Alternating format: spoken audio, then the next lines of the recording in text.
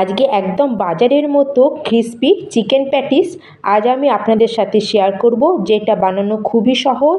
আর এটা এত ক্রিস্পি আর মুচমুচে আর এত লেয়ারযুক্ত যে বাচ্চা থেকে বড় সকলেরই এটা খুবই পছন্দ হবে। হ্যালো এভরিওয়ান, আমি অর্পিতা। ফ্লেভার উইথ অর্পিতার চ্যানেলে আপনাদের অনেক অনেক স্বাগত। আজ আমরা ঘরেই একদম দোকানের মতো পারফেক্ট চিকেন প্যাটিস বানাবো, যেটা বানানো খুবই সহজ। আর কিভাবে লেয়ারযুক্ত হবে সেটাই আপনাদের সাথে শেয়ার করব। আর এর আওয়াজ শুনেই আপনারা বুঝতে পারছেন এটা কতটা ক্রিস্পি হয়েছে। এই দেখুন।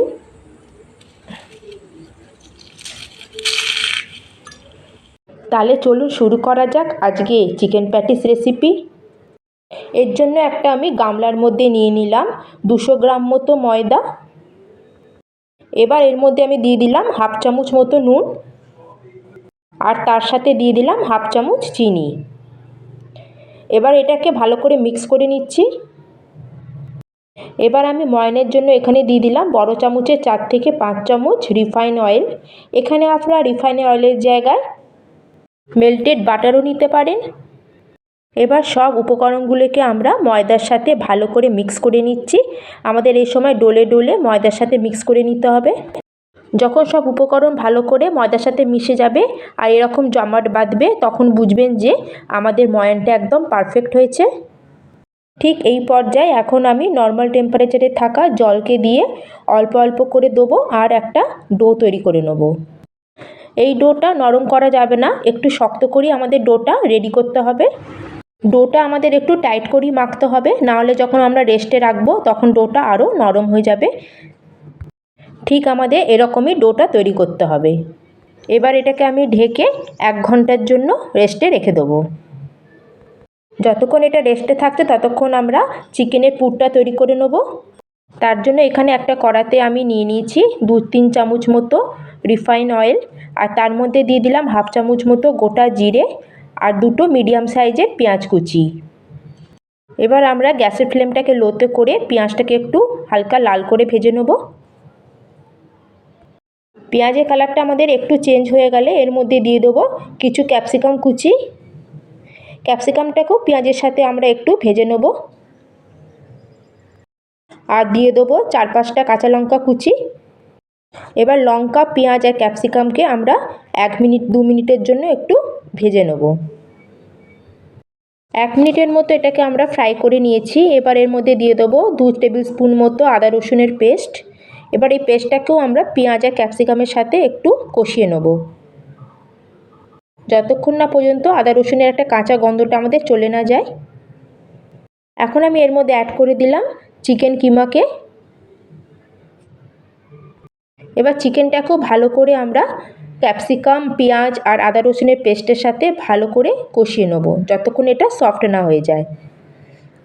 এবার আমি এর মধ্যে অ্যাড করে দেবো কিছু ড্রাই মশলা। তার জন্য প্রথমে দিলাম হাফ চামচ মতো হলুদ, আর হাফ চামচ মতো নুন, আর হাফ চামচ মতো রেড চিলি পাউডার। এবার এগুলোকেও আমি চিকেনের সাথে ভালো করে মিক্স করে নেব। এই সময় গ্যাসের ফ্লেমটাকে আমাদের অবশ্যই লোতে রাখতে হবে, আর ভালো করে চিকেন কিমাকে আমাদের মশলার সাথে কষিয়ে নিতে হবে। মশলাটা একটু কষানো হয়ে গেছে, এটাকে আমি 2-3 মিনিটের জন্য ঢেকে রাখছি লো ফ্লেমে। আর 2 মিনিট মতো হয়ে গেছে, মাংস থেকে অনেকটা জল ছেড়ে দিয়েছে। এটাকে আবার ভালো করে মিক্স করে নিচ্ছি। এবার যে বাকি মশলাগুলো আছে সেগুলো দিয়ে দিলাম। প্রথমে দিলাম হাফ চামচ ধনে পাউডার আর হাফ চামচ জিরে পাউডার। এটাকেও মিশিয়ে নিলাম চিকেনের কিমার সাথে। এইভাবে আমাদের লো ফ্লেমে 2 থেকে 3 মিনিট ভালো করে মশলাটাকে কষিয়ে নেব। মশলাটাকে কিছুক্ষণ কষিয়ে নিয়ে এটাকে আবার আমি 2-3 মিনিটের জন্য ভালো করে ঢেকে রাখবো।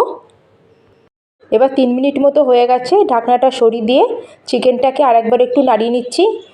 চিকেনটা প্রায় আমার সেদ্ধ হয়ে গেছে। এবার আমি এর মধ্যে দিয়ে দিচ্ছি একটু শাহি গরম মশলা হাফ চামচ মতো, আর দিয়ে দিচ্ছি 2 টেবিল স্পুন মতো টমেটো সস, আর দিয়ে দেবো 1 টেবিল স্পুন মতো সোয়া সস। এই সসগুলোকে এবার আমি চিকেনের সাথে ভালো করে মিক্স করে নেব।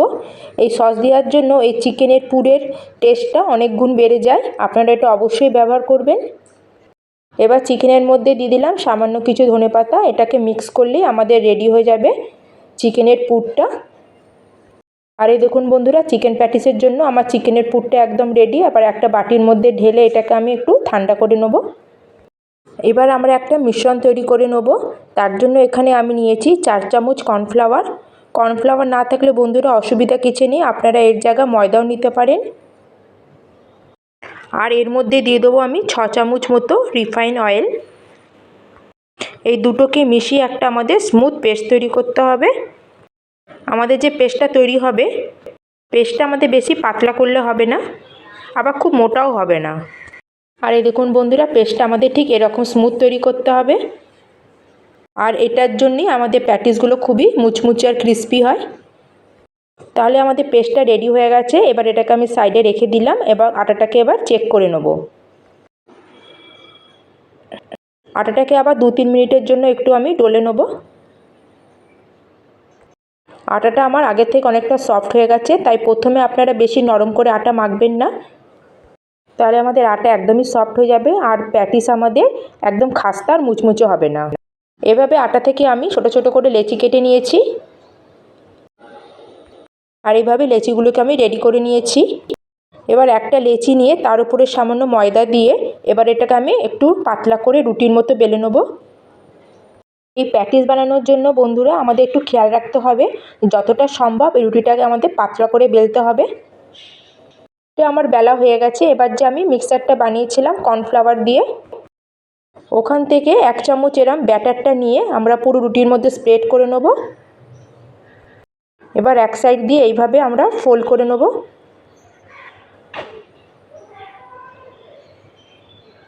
এই দেখুন, এবার আবার উপর দিয়ে ব্যাটারটাকে লাগিয়ে নেব।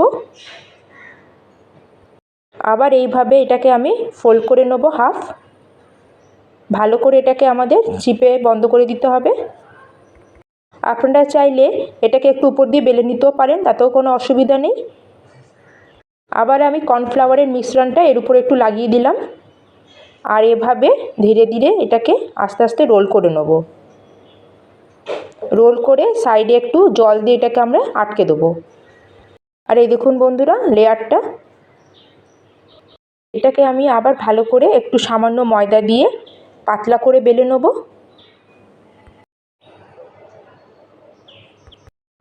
আর এই দেখুন বন্ধুরা, আমার এটা পুরো বেলা হয়ে গেছে। এবার একটা চাকু দিয়ে আমি এইভাবে সাইডগুলোকে কেটে দেবো। আমার চারিদিকে সাইডগুলোকেই কাটতে হবে আর একটা স্কোয়ারের মতো আমাদের শেপ তৈরি করে নিতে হবে।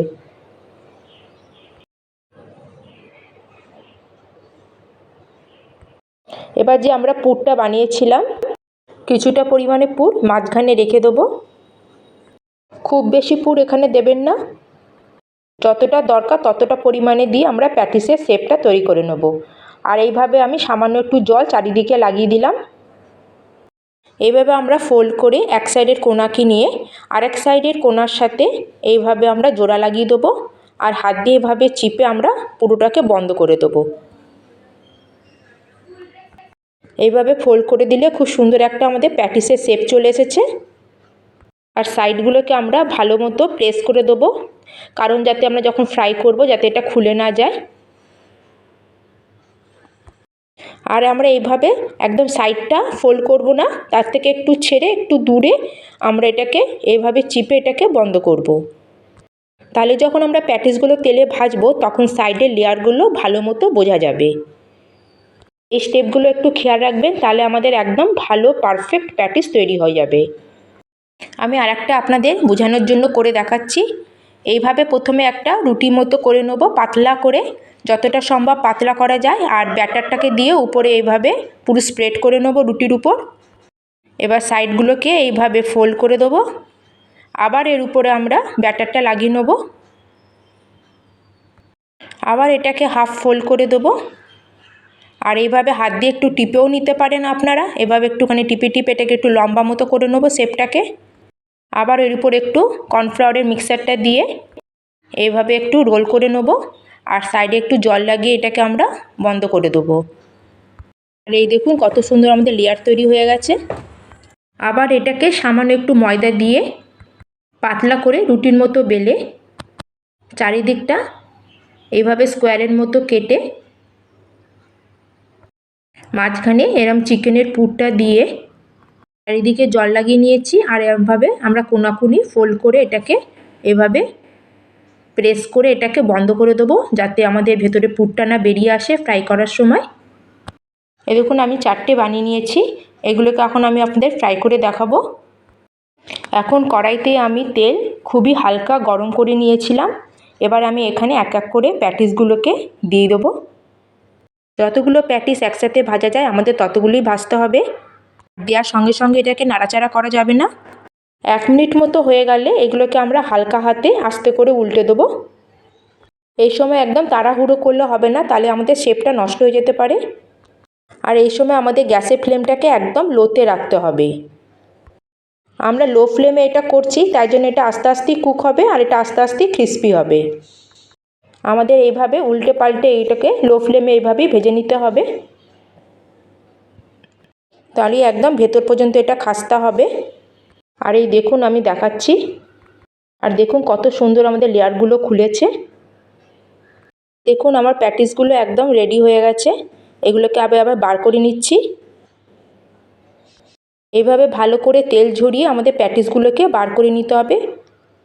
এর মধ্যে প্রচুর তেল থাকে ভেতরে, ভালো করে ঝরিয়ে আমরা প্যাটিসগুলো বার করে নেব। আর দেখুন বন্ধুরা লেয়ার আর কালারটা কত সুন্দর এসছে প্যাটিসের। আমাদের প্যাটিসগুলো একদম রেডি হয়ে গেছে। আর দেখুন বন্ধুরা কত সুন্দর ক্রিস্পি একদম খাস্তা মুচমুচা লেয়ারগুলো দেখেছেন কত সুন্দর একদম খুলেছে, একদম পারফেক্ট দোকানের মতো। একটা প্যাটিস আমি ভেঙে দেখাচ্ছি, আওয়াজেই আপনারা বুঝতে পারবেন কতটা ক্রিস্পি হয়েছে।